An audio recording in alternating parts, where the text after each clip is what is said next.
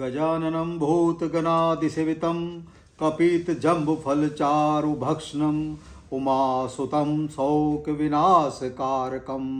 नमामि विघ्नेश्वर पाद पंकजम।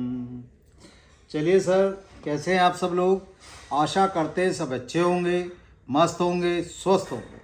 जैसा कि अब 2024 ख़त्म होने को है तो 2025 का आपका वर्ष आने वाला है। अब हम नए वर्ष में अपना आने वाले हैं, तो सबसे पहले तो आपको आने वाले नव वर्ष की हार्दिक बधाइयाँ। जब आप नूतन वर्ष में आप अपना प्रवेश करने जा रहे हैं, आपके लिए पूर्ण रूप से फलदायी होना चाहिए, पूर्ण रूप से आपको खुशियाँ प्रदान करे। ठीक है, चलिए आज जो हम वीडियो बना रहे हैं धनु राशि की। धनु राशि जिसके स्वामी होते हैं आपके गुरु बृहस्पति। और गुरु बृहस्पति क्या होते हैं? गुरु बृहस्पति आपके धन के कारक होते हैं, आपके कुटुंब के कारक होते हैं, आपके ज्ञान के कारक होते हैं। आप समझ सकते हैं तो गुरु, आप समझ सकते हैं गुरु क्या होता है। गुरु आपने सुना होगा कि गुरु ब्रह्मा गुरु विष्णु गुरुदेव महेश्वरा गुरु साक्षात परम ब्रह्मा तस्मै श्री गुरुवे नमः। तो गुरु अपने आप में एक ऐसी होते हैं जहाँ गुरु का हाथ होता है। आप समझ सकते हैं जिस मनुष्य को या जिस व्यक्ति को गुरु का हाथ मिल गया या गुरु का साथ मिल गया, वो जीवन में सब कुछ कर सकता है, जीवन में हर चीज़ अपनी पा सकता है। कहते हैं ना, गुरु से तो हारन वेद पुराण। तो गुरु के आगे तो वेद और पुराण भी हार जाते हैं। गुरु का साथ होना, गुरु का सानिध्य मिलना और गुरु का अपने ऊपर कृपा होना अपने आप में ये दर्शाता है, क्योंकि आपका जीवन तर जाता है। आप समझ सकते हैं। ठीक है, चलिए तो वीडियो शुरू करते हैं। गुरु से हमने क्यों शुरू करा, वैसे भी आप समझ सकते हैं आपके गुरु का, गुरु बृहस्पति का या गुरु का क्यों रोल रहेगा, पहले वो समझ लेते हैं। अभी जो आपकी गुरु की जो प्रेजेंस है इस समय विद्यमान है, गुरु आपके कहाँ पर हैं? आपके वृषभ राशि में विद्यमान है और आपके छठे भाव पर विद्यमान है। और 14 मई तक अभी ये यहीं पर रहेंगे।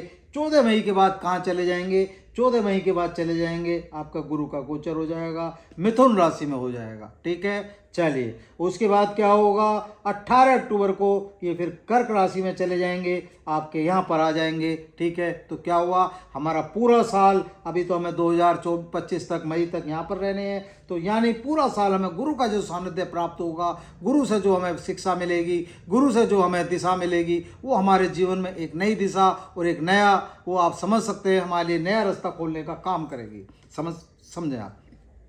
2025 में गुरु का जो गोचर होने जा रहा है आपके सप्तम भाव में होगा और मिथुन राशि में होगा। इसे आप ऐसे भी समझ सकते हैं। यहाँ से गुरु आपके एकादश भाव को भी देखेंगे, कहाँ पर? यानी यहाँ पर देखेंगे। फिर उसके बाद आपका समझ सकते हैं आपकी जो उनकी राशि वो है एकादश भाव पर, और फिर थर्ड भाव पर दृष्टि रखेंगे अपनी। और जो इसका गुरु का जो राशि परिवर्तन होने जा रहा है, आपको क्या क्या करेगा ये भी हम बता सकते हैं। आपका अच्छा लाभ प्राप्त होगा, आपके भौतिक सुख सुविधाओं में वृद्धि होनी चाहिए कहीं ना कहीं। और नौकरी वाले जो लोग हैं, जितने भी, या नौकरी जिन्हें नई तलाश रहे हैं या नौकरी में जो लगे हुए हैं, उन्हें नए अवसर प्राप्त होंगे। आप उसे ऐसे समझ सकते हैं, चेंज करने का आपको पूर्ण रूप से मौका मिलेगा। अगर आप नौकरी चेंज करना चाहते हैं तो कहीं ना कहीं नौकरी भी आप चेंज कर सकते हैं और प्रमोशन के भी कहीं ना कहीं आपको चांस मिलेंगे। कार्य क्षेत्र में आपकी जो ख्याति है वो कहीं ना कहीं चारों दिशाओं में फैलनी चाहिए। 2025 आपके लिए ऐसा समय लेके आ रहा है, आप समझ सकते हैं। और आपके जो पारिवारिक जीवन है, जो आपका गृहस्थ जीवन है, उसमें भी कहीं ना कहीं आप समझ सकते हैं, कहीं ना कहीं आपके जो संबंध हैं घनिष्ठ होंगे, मजबूत होंगे और सौहार्दपूर्ण होंगे। और आपको ऐसा लगेगा कि हाँ, हमें आनंद आ गया। और आपके जैसे ही आपके कर्क राशि में ये गोचर करेंगे तो आपको कहीं ना कहीं उस समय एक सुखद समाचार की सूचना आपको प्राप्त होनी चाहिए। तो जहाँ तक हमें लगता है आपके लिए जो वर्ष 2025 रहेगा कहीं ना कहीं पूर्ण रूप से अच्छा रहेगा और ठीक रहेगा। अब थोड़ा सा विस्तार में समझ लेते हैं। ठीक है, चलिए जहाँ गुरु बैठे हैं, गुरु कहाँ पर बैठे हैं? आपके छठे भाव पे बैठे हैं। छठा भाव जो हमारा होता है, हमारे रोग ऋण शत्रु और हमारे नौकरी का भी होता है। आप इसे ऐसे समझ सकते हैं। तो क्या हुआ? यहाँ पर गुरु आपको मौका दे रहे हैं 2025 में। कहीं ना कहीं जो बच्चे रह गए थे या कहीं अपना प्रयास कर रहे थे, उन्हें कहीं ना कहीं पूर्ण रूप से कहीं ना कहीं फ़ायदा मिलना चाहिए, पूर्ण रूप से अवसर प्राप्त होने चाहिए। तो क्या होगा? कहीं ना कहीं आपके लिए ये वर्ष मतलब जो आ रहा है 2025 आपके सपनों को साकार करने के लिए आ रहा है, आप इसे ऐसे समझ सकते हैं। अब गुरु की हम 3 दृष्टियों की बात कर लेते हैं। जो गुरु की अगर यहाँ पर होगा तो पहली दृष्टि कहाँ पर पड़ेगी? पहली दृष्टि आपके कैरियर भाव पर पड़ेगी। तो क्या हुआ, कैरियर हमने जो भी आपको बताया, कहीं ना कहीं चारों दिशाओं में आपको पूर्ण रूप से सुख की अनुभूति कराएंगे, कहीं ना कहीं सुख समृद्धि प्रदान कराएंगे, कहीं ना कहीं आपके यश में कीर्ति, आप प्रसिद्धि आपकी कराएंगे। इसलिए हमने आपको बताया, क्योंकि ये जो आपका भाव होता है, दशम भाव किसका होता है? आपके कैरियर का होता है, कहीं ना कहीं यश और सम्मान का होता है। तो कहीं ना कहीं आपको पूर्ण रूप से सफलता अर्जित कराएंगे। आप इसे ऐसे समझ सकते हैं। ठीक है, चलिए बात कर लेते हैं। अगर यहाँ से उनकी अगली दृष्टि की बात करते हैं तो अगली दृष्टि कहाँ पर पड़ रही है? आपके द्वादश भाव पर पड़ रही है। और द्वादश भाव किसका होता है? आपके खर्चों का होता है, आपके विदेश का होता है, आपकी कोर्ट का होता है, कचहरी का होता है। तो क्या हुआ, कहीं ना कहीं हॉस्पिटल से संबंधित अगर किसी का काम धंधा है वहाँ पर आपको सफलता प्राप्त कराएंगे। जुडिशरी से संबंधित कोई काम है वहाँ पर सफलता प्राप्त कराएंगे। और कहीं ना कहीं आपने देखा गुरु क्या है, संतान के भी कारक होते हैं। तो क्या हुआ, यहाँ पर हॉस्पिटल भी आता है। तो कहीं ना कहीं संतान की तरफ से भी आपको कहीं ना कहीं पूर्ण रूप से खुशियाँ प्रदान कराएंगे। आप इसे ऐसे समझ सकते हैं। ठीक है, चलिए बात करते हैं उनकी अगली दृष्टि की। अगली दृष्टि कहाँ पर पड़ती है? द्वितीय भाव पर आपके पड़ती है। द्वितीय भाव किसका होता है? आपके धन का होता है और आपके कुटुंब का होता है। और जिसके कारक कौन है? जिसके कारक गुरु बृहस्पति स्वयं होते हैं। तो क्या हुआ, कहीं ना कहीं धन जोड़ने का भी काम कराएंगे और धन को रोकने का भी काम कराएंगे और धन में कहीं ना कहीं वृद्धि भी कराएंगे। आप इसे ऐसे समझ सकते हैं। ठीक है, अब बात कर लेते हैं, जैसे ही आपका मई आएगा, मई में गुरु कहाँ पर आ जाएंगे? उनका गोचर कहाँ पर आ जाएगा? मिथुन राशि पर आ जाएगा, आपके सप्तम भाव पर आ जाएगा। सप्तम भाव पे आने का मतलब क्या हुआ, कहीं ना कहीं यहाँ पर आपके जो पार्टनरशिप है उसको कहीं ना कहीं मजबूत कर देंगे। कहीं ना कहीं आपके जितने भी यात्राएं उन्हें सारियों को सफल कर देंगे। और कहीं ना कहीं जो आपकी गृहिणी है उसके दिमाग में भी पूर्ण रूप से, वैसे भी वो अच्छी है लेकिन पूर्ण रूप से कहीं ना कहीं चेंजेस कर देंगे माइंड। यहाँ पर जो सोचने की जो क्षमता हो जाती है, क्योंकि गुरु क्या है? गुरु ज्ञान है। कहीं ना कहीं सोचने की जो क्षमता है मतलब इतनी बढ़ा देंगे या इतनी समझदार करा देंगे जिसकी आप कल्पना भी नहीं कर सकते।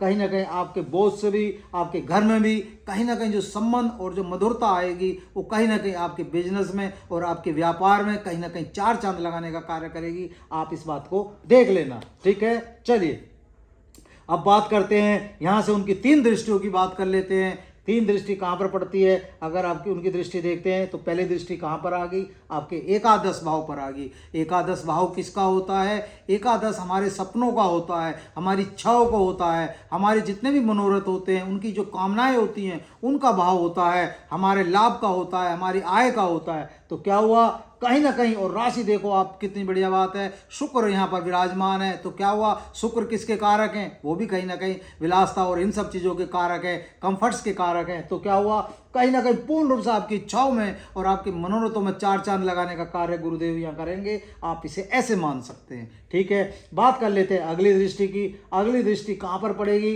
अगली दृष्टि आपके स्वयं पर पड़ेगी, यानी आपके लगन पर पड़ेगी। और लगन पे दृष्टि पड़ने का क्या मतलब हुआ कि यहाँ पर आप स्वयं विराजमान हो, बैठे हुए हैं। तो क्या हुआ, आपको सिखाने का काम करेंगे, आपको बदलने का काम करेंगे, आपके आचरण में कहीं ना कहीं पूर्ण रूप से उसे बदलने का कार्य करेंगे। और कहीं ना कहीं आपको एक ऐसा मनुष्य, एक ऐसा व्यक्ति बनाने की कोशिश करेंगे। आपने देखा होगा गुरु जब ज्ञान देते हैं, जब दिशा देते हैं तो दिशा और दशा सब बदल देते हैं। आप इसका अंदाजा लगा सकते हैं। ठीक है, चलिए बात कर लेते हैं उनकी अगली दृष्टि की। अगली दृष्टि कहाँ पर आ जाएगी? आपके पराक्रम पर आ जाएगी, आपके परिश्रम पर आ जाएगी, आपके शौर्य पर आ जाएगी। क्या हुआ, तो क्या हुआ, यहाँ पर पूर्ण रूप से आपको बैठे बैठे अपना सुख प्रदान कराएंगे, आपकी मेहनत का पूर्ण रूप से फल प्राप्त कराएंगे। कहीं ना कहीं पूर्ण रूप से जो आप पराक्रम और परिश्रम करेंगे उसका कहीं ना कहीं बैठ के आप खाने के हकदार हो जाओगे। आप इसे ऐसे समझ सकते हैं। ये भाव हमारी पत्नी के सुखों का भी होता है, हमारे छोटे भाई बहनों का भी होता है। तो कहीं ना कहीं उनके लिए भी पूर्ण रूप से, सबके लिए आप पूर्ण रूप से सुखदायी और फलदायी घर में अपना माहौल उत्पन्न करेंगे। आप इसे ऐसे समझ सकते हैं। ठीक है, चलिए बात कर लेते हैं 18 अक्टूबर से। 18 अक्टूबर जैसे ही आएगा, चेंज होगा, तो यही दृष्टियां कहाँ पर पहुंच गई? अब इसे ऐसे समझ लेते हैं, जो ये पहली दृष्टि थी आपकी, इस पहली दृष्टि का कहाँ अंतर आ जाएगा?